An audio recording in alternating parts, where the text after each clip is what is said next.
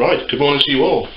Today, what I'm going to be making is again terrine. Obviously I've been through my freezer, you know, I do a bit of shooting, and I found I had all this game left over. You can see these lovely pheasant breasts, these pigeon breasts, and this loin fillet out of the rabbit. And I've wondered hard what to do with it. You know, I used to make these professionally anyway, so I thought I'd show you. And we're basically going to make a terrine. We're going to make a force meat, which we're going to use the sausage meat. We're going to line our terrine dish with bacon. We're going to make a force meat of that sausage meat, breadcrumbs, egg, bit of port, beautiful. Salt and pepper, thyme, parsley, garlic, some juniper berries there. So the first thing we do then is we're going to blitz them up. I might drink them yet, you know, if you've hung one on the night before. How's that for a glass of iron? So we'll blitz them up, I'll clear this off, and then we'll start making that force meat. Right, there's nothing refined about this. Let's just move them out of the way. You get yourself a bowl. This really has got to be mixed by hand. So, let me livers go. See that? Give them a...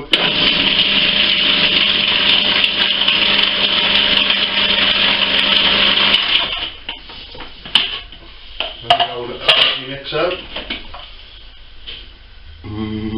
Liver. Set it to one side a minute. Right, into our bowl.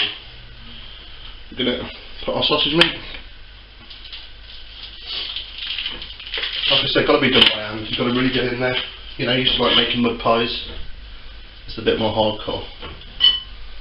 So we get our sausage meat in there. Get our blitzed livers. Nice. So I think you can beat anything like that on Sunday morning. There you go in. Wash my hands there. Then we want a good handful breadcrumbs. Give it another one. Then one egg bird. Minus a shell. Right, so there's our mix.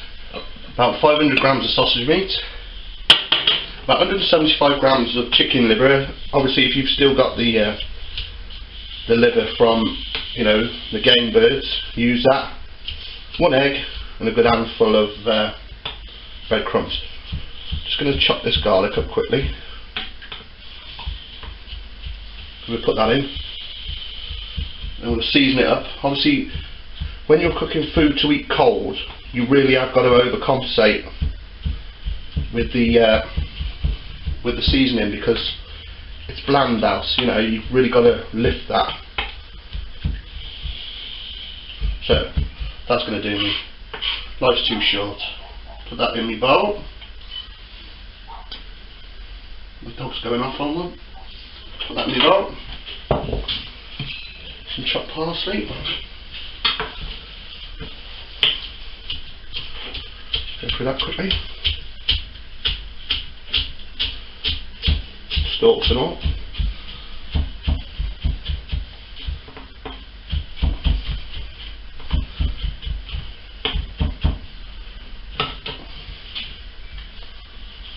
And my bowl. Port. Very nice. Give it a good glug. And that. Get some, plenty of pepper.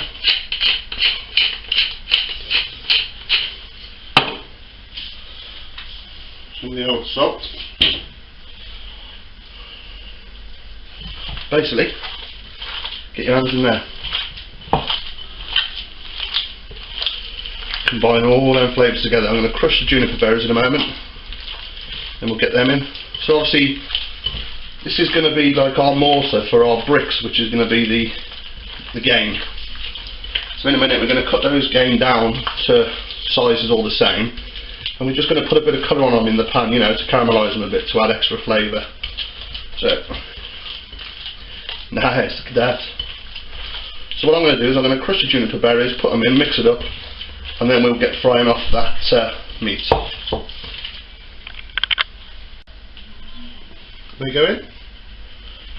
Juniper berries, excuse me a minute. You just put a bit of dry thyme in. Give it one of them. Some bits left on there. Look at that all mixed in. Beats making bread, doesn't it? Right, let's get on that meat. We're so blessed in this country with the diversity of game we got. Obviously those lovely pheasant breasts I've said before. Obviously a little bit of shot damage. These lovely pigeon breasts, so underrated. They are absolutely fantastic, and this just the king, the game rabbit. Now you may wonder why they're a bit pale. What it is, I soak them overnight in a little bit of milk and water. That just brings out any more of the blood that was in there out. So I'm just going to cut those pigeon breasts, trim that bit off. I'm going to leave those that size, just so I want them roughly the same. Do the pheasant like that.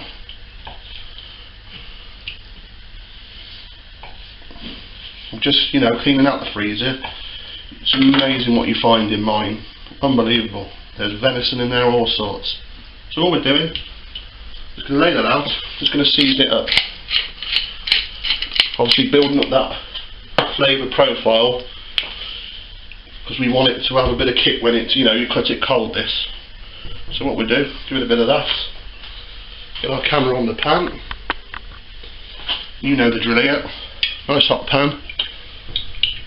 Oil in. And all we wanted to do is colour these, so a couple of minutes each side. So we get a bit of that in. We do the rabbit first.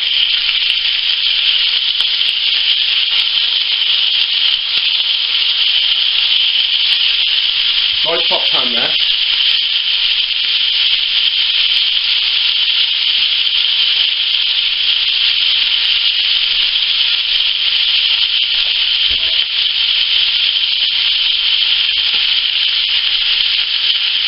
We'll move them up. Obviously, you want to take the heat out of the pan. Down this one side. A little bit of pig.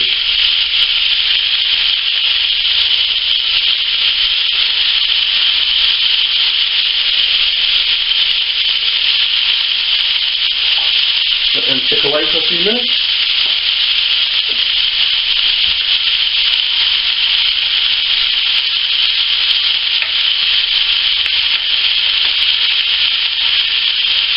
Get a nice caramelisation on them. So, we'll be back in a second. Just want to show you the lovely colour we got on that rabbit now and that pigeon breast. What we do, put that on the plate. Put some more heat back in that pan. A little bit of oil. So you've got to have that pan red hot, got the pheasant to do now. Little tip for you, when you're sauteing or frying anything off, start at 12 o'clock, make your way round, because then you'll know which pieces you put in. And they should all, in theory, when you check them off, be done, the same. So if you leave that for a minute, you turn that, and then it'll all be done in time. Check that out. I'll just show you. Start at 12 o'clock, work your way round. This is a great technique, this is. And you'll see how cool is that. They're all done at the same time. So you can get in there and have a look at that. Tip top. Look at our lovely plate of seared half meat. I mean, you could eat that. I could eat that now. Again, I'm a glutton. Or you can make that into a casserole now, or a stew. But obviously doing this is something a bit special. I mean, you've got to leave it overnight, but when I bring the camera back tomorrow morning and I cut some, you'll think, fair play. So right, we'll get on with the rest of it now. We're going to line that terrine tin, so we'll show you how to do that. Right, basically what we've got to do, we've got to line that with bacon, so you get that lovely finish as well on your terrine. So what you do, you get your streaky bacon with your knife, you just gently press it out to get some length in it. I mean, I don't think you want to watch me do all these 14, I'll just show another couple. I mean, this is a proper meat feast, as you can tell. All that lovely game. We got that turbocharged sausage meat, you know, with our port and our herbs and our garlic. So you can imagine when we build this all together, it's going to be amazing. Right, I should turn the camera off a minute. It's like watching paint dry, this. And then I'll show you how to line that tin. Right, that's our bacon flatted out. Now what we're doing is we're going to take a slice of bacon and we're just going to lay it just like that. So obviously you're covering the whole of the bottom, and obviously you can use those bits and fold the top in. So we're just simply just lining that tin like that. So I'll get on with that and we'll get back. There is our tin, lovely lined tin. I've used 300 grams of streaky there, so let's bring that up so you can see what we're going to do. We are basically going to build a wall of meat. So you get a little bit of your force meat, put it in the bottom, and then you layer up your meat. So get your rabbit in, get all them bits of rab. Bright eyes, burning like fire. There's my rabbit. Another layer of force meat. I mean, when you look at that groaning table, like, you know, it's like something out of the last days of Rome, you know, all that port and all that meat, you think, how are you ever going to get it in here? But you'd be surprised, it goes in. Right, change direction, I think, put the pigeon. So you can see you're just building up. There's that, pigeon. Then on one side, get your pheasant in there as well. What we'd do, put some pheasant that way as well. And whatever's left. Oh. As you can see there, that's way packed to meat. Obviously that final handful on top. See that little beauty in.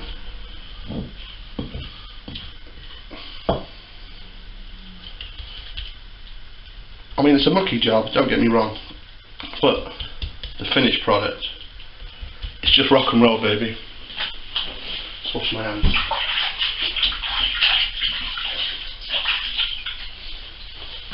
I mean, that looks lovely.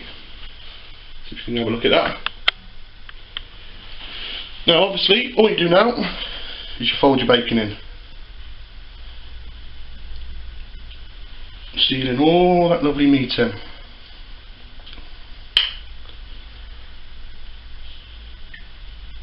That's simple, isn't it? Look how simple that is. I've got that bit left. A bit of bacon left. Because I knew we might have a couple of holes. Do one of them.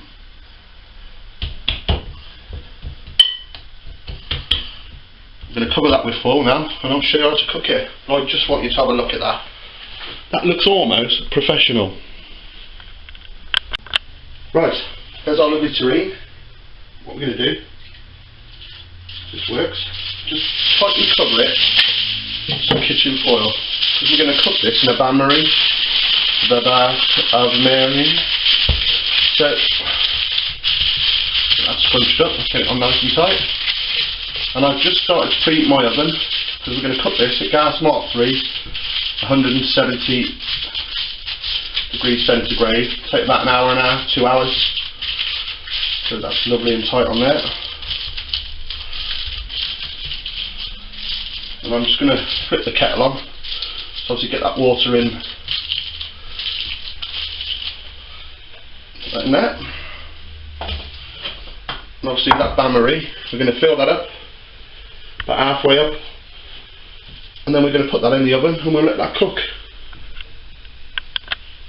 As you can see there, then I've put my terrine, filled terrine, in a baking tray, filled it halfway up to the terrine with hot water, and we're going to put that in the oven at gas mark 3 like I said.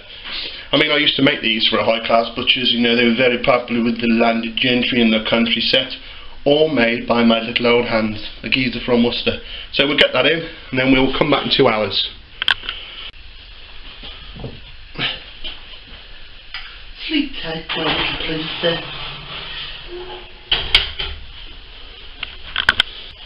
Right, this terrine of mine's been in for 1 hour and 45 minutes now. Let's take it out. You can see that the water's changed. See, that's cooking. There's one way to check this. If I can find my skewer. So you get your skewer, you put it in the middle of your terrine, leave it a minute, and what you do, you can either test it on there, if that's hot, or you would use the bottom lip. It's done. So that's done. So what we're going to do, put that on there. We need to press that now to get a lovely texture on it, and obviously press it all down so it all comes together. I mean, there's several ways you can do this. If you've got another tin the same size as that one, you know, use that. What I'm going to use is just, I've got this metal plate here. I'm going to put it on top there, press it right down, as you can see. I've got some old school weights. Get my tin. Back in the days before kilograms and grams.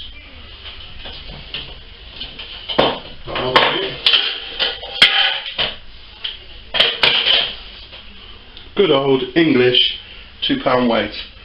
So we want that on there, we want that pressed right down. Spread that out a bit actually. A bit more. Now, you want to let that cool now, you know, for a couple of hours, if not overnight. So I'm going to let mine cook, you know, cool down overnight.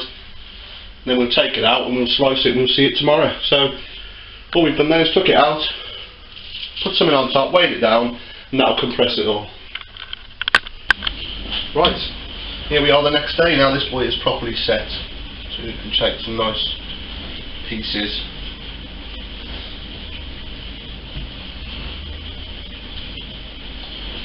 Just gently cutting through. Let's have a look at that.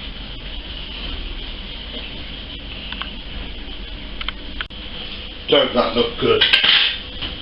I'm going to serve this with a little spicy tomato chutney. Just put a bit there.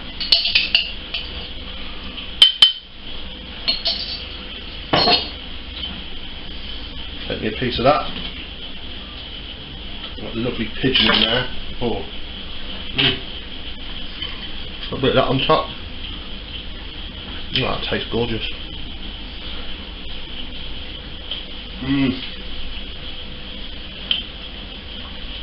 That is fantastic. Thanks for watching.